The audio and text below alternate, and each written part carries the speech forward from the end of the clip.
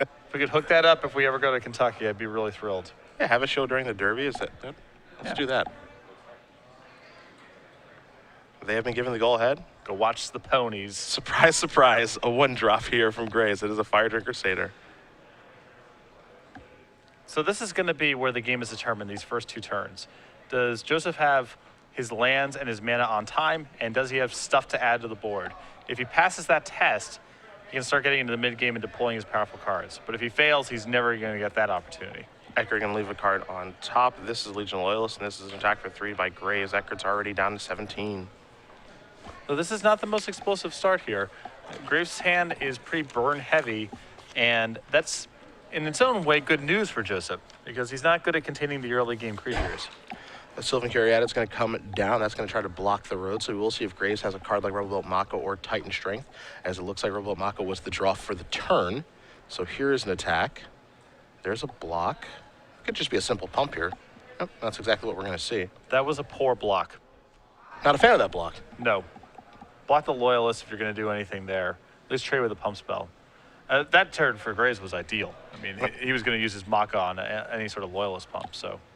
There's a Mystic, along with another copy of Sylvan Caryatid, just looking like Eckert wanted to save some damage on that turn. Here's a Mutavault as the draw. That's going to come down. Graves does have a Rabble Master in hand that he can deploy if he'd like. Well, the Rabble Master is very good this turn because it makes a token, which can attack. That allows Legion Loyalist to trigger, and Elvish Mystic can no longer block anything. See the hand there? The Maka that we talked about last turn, Lightning Strike, 2 copies of Stoke the Flames, and a Rabble Master. The third land was very timely. We'll see if Graves does want to play the powerful Goblin this turn, as he does shuffle it to the front of his hand. Considering his options, wondering how many cards his friend Joseph Eckert does have in hand. Graves is off to a pretty nice start this game. We'll see if he can keep pushing it forward. So I guess Graves does have to concern himself with Mizzium Mortars. Eckert is missing the third red, but it is something that can conceivably happen next turn, and his hand is very poorly equipped to be in overloaded mortars at this stage. His hand's just burn spells and a Maka, so he may not be able to recover. Yeah, there are 3 of those in Eckert's deck list, so there's definitely a reason to be scared of that card. I think that's part of the reason you see him being pretty cautious on this turn. For sure. The problem is with the Rabble Master play, while obvious, means that Joseph does not lose any of his mana creatures in combat. And so Thomas is very much exposed to Mizzium Mortars on the way back. So it's possible that Tom is willing to have a slightly inefficient turn to ensure that at least one of the mana creatures leaves play. Looks like he will go with the Rabble Master here, though, and maybe he's just hoping that there is no mortars this turn. The coast does look to be clear. It seems unlikely, given that Joseph hasn't cast it thus far. He doesn't have a third red mana, and he would have to have a mortars and a 6th land, which is red mana that comes into play untapped. It's definitely possible, but it seems less than likely. Battalion will trigger with this attack. So as you mentioned, Elvish Mystic, not going to be a good blocker here, as all the creatures do have First Strike and Trample. So Caryatid will jump in front of the Fire Drinker Satyr. 2 damage will come across via the Goblins. Eckert will take a little bit of damage, and we'll go back to his turn. Nissa is the draw. This is 3 mana. There's a Courser of Kruphix. Take a look at the top card. There is a Mizzium Mortars. This is what Graves was probably pretty scared of. And now Graves has to be fingers crossed here that there's a missed land drop. He can use Stoke the Flames to take care of this Courser and dodge an overloaded mortars for at least one more turn. Rakdos Cackler the draw there for Thomas.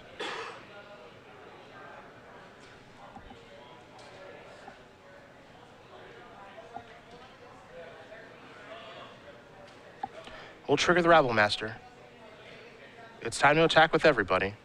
Pretty safe attack when you've got the Maka hanging out. Not only the Maka hanging out, but Legion Loyalist triggering. That takes the Mystic out of combat. Looks like I think what Graves' plan here is just to try to deal as much damage as he can on this turn. He's got 3 burn spells in his hand. Yeah. That's a pretty good spot to be in, I think. If the Maka, if the Courser gets involved in combat, it's going to die to the Maka. He can do the same thing if the Caryatid gets involved in combat. And at the minimum, that keeps Joseph off of overloading and mortars for at least one more turn, even if there's a land on top in either scenario.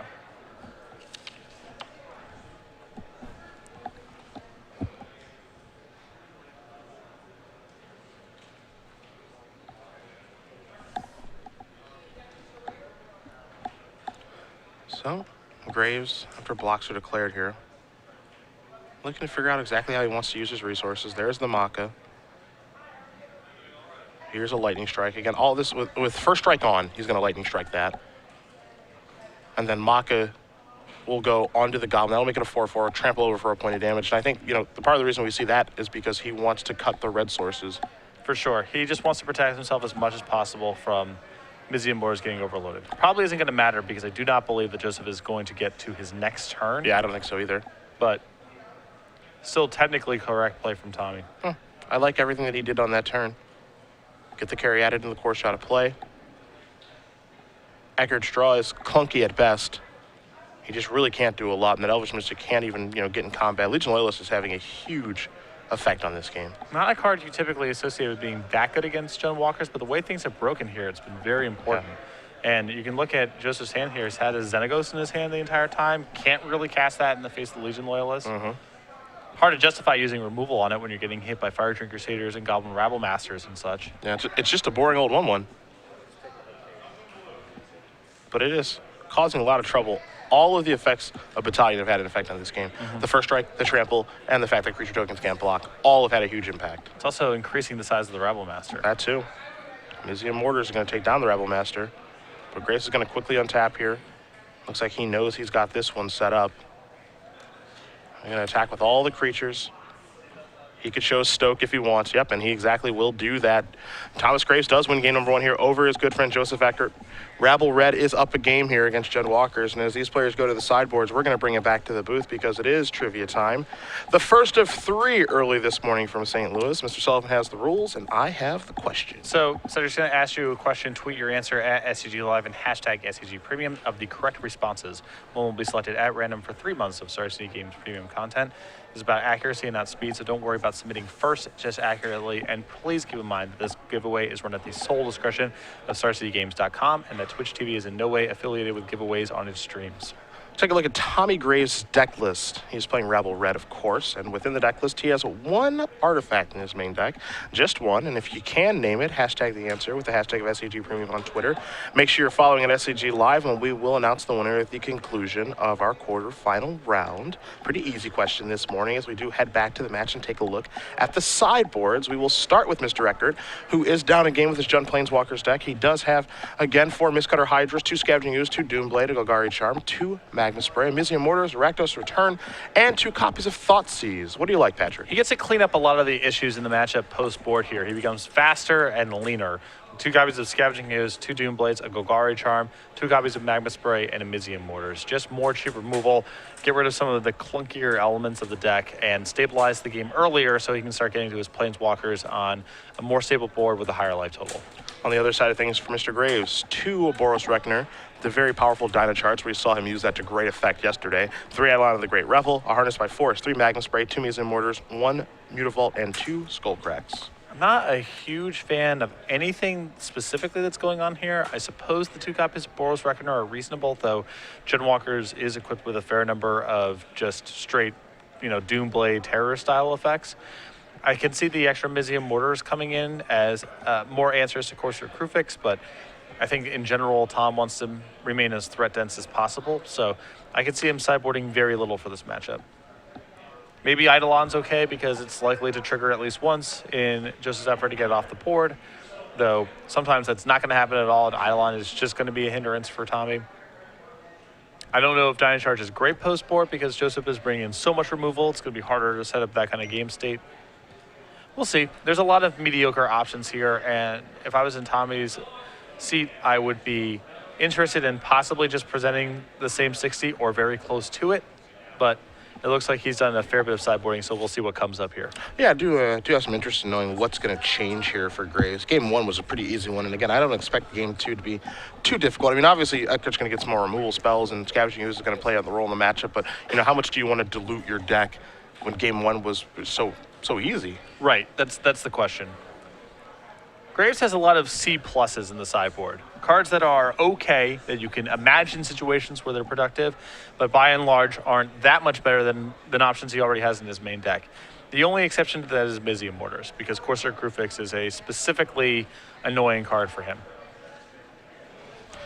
Quick update for you guys on another match. Tim Huckabee playing green-white aggro is up a game here over Peter Tragos playing the black-white mid-range deck. So Huckabee on the draw game 1, able to get the job done. Very, very important. Yeah, that is big for him because if he loses game 2, he's on the play game 3, and that's exactly where green-white wants to be in that matchup. And we do have more results for you guys in other matchups. We will certainly let you guys know. Caleb Williams playing red-white burn against Brett Jenkins playing Jund Walkers. That's our 2 versus 7. And Dane Glossner, our 4 seed with Jund Walkers, playing against Mono Black Devotion in the hands of Benjamin Reed. That's our 4 versus 5. And we are just being told right now that Ben Reed did win game number 1 over Glossner. So Mono Black Devotion up a game over Jund Walkers.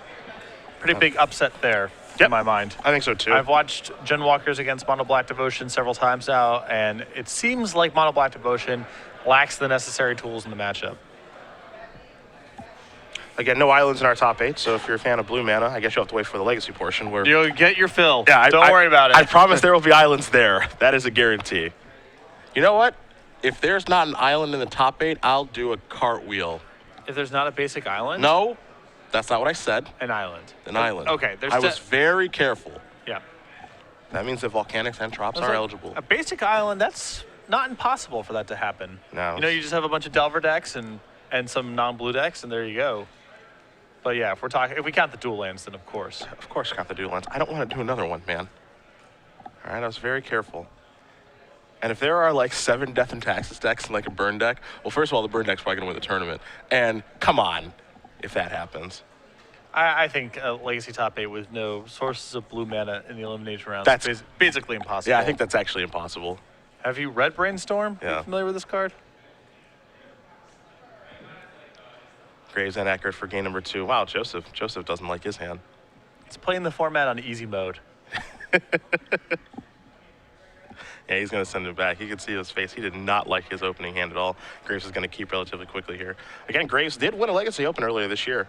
Week 3 of Season 1 when we were in Columbus. Took it down with Reanimator. Beat Adam Franzi in the finals playing Show and Tell. Reanimator is a curious deck in Legacy. Feels like it's good gone. It's got so many good matchups, so many dominant matchups. It's the combo deck that's the best against other combo decks. And there's other matchups like Elves and Infect where you go get something like Elisnor and they can never win the game. Yeah.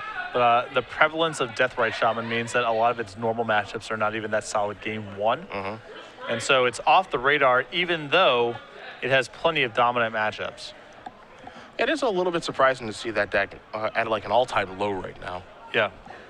You don't see it. And I can't remember the last time we covered a match of Reanimator.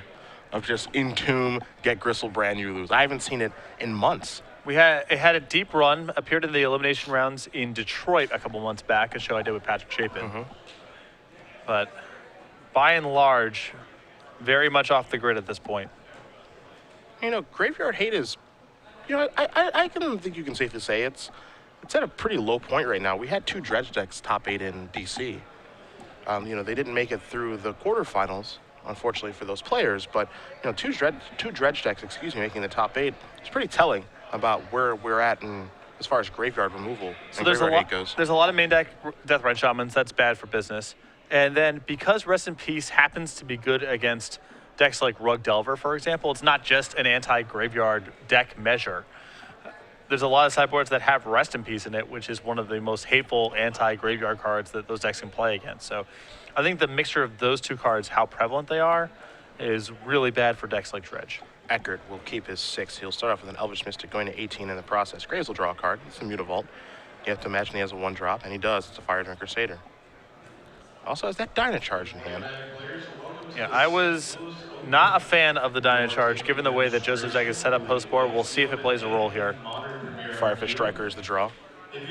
There is a Mountain. See if Graves wants to send in here with the Fire Drinker, offer up the trade. Or at least what looks like a trade on the surface. So the upshot is you want to keep Joseph's mana production low because his deck's all about 4 and 5 mana spells. The flip side is that it's pretty dangerous to start trading and filling the graveyards up with creatures when you know he's sideboarding into Scavenging Ooze. So that's the decision Tommy has to make here. Oh, he has a second emissary. See, I didn't catch that. So this is a good way to reload. Sure, this is, I mean, you know, nothing wrong with this. Yeah, that's not the worst turn. It's been a while since we've seen a Burning Tree emissary turn like that. Here's a Temple. Gonna leave that on top, kick the turn back. Graves will draw a card. It's another copy of Stoke the Flames. Oh, you had a good run. Yeah. I was gonna say, would you be Dyna Charging here? Because I would be. Yeah. So Dyna Charge with Overload. So 2, 4, 6, 8, 10, 12. And all of a sudden, Mr. Joseph Eckert is at 6. I might not play many more turns of this game. I don't think we're going to play any No. because he can't play a blocker. Yep. Yeah, I think he's just going to pick it up. He knows that he's beat Firefish Striker will stop a blocker. The 2 Stoke the Flames are enough reach to get the job done, and Thomas Graves is still undefeated in this tournament. He's our #1 overall seed, and Rabble Red is moving on to the semifinals. Pretty dominant performance there. Not a lot to be said. Yeah, not really. And Graves appears to be de-sideboarding. You can see that he did, in fact, bring in the mortars, wanted some extra answers to Corps of Crufix. The Eidolons came in as well. I do feel like this matchup is great for Graves, and honestly, I feel like this top 8 is great for Graves. There's no Mono Blue Devotion. It's not a great matchup for Rabble Red. There's no, you know, really removal-heavy builds of, let's say, Esper, for example, which not that's not necessarily a bad matchup, but it can be on the more challenging side.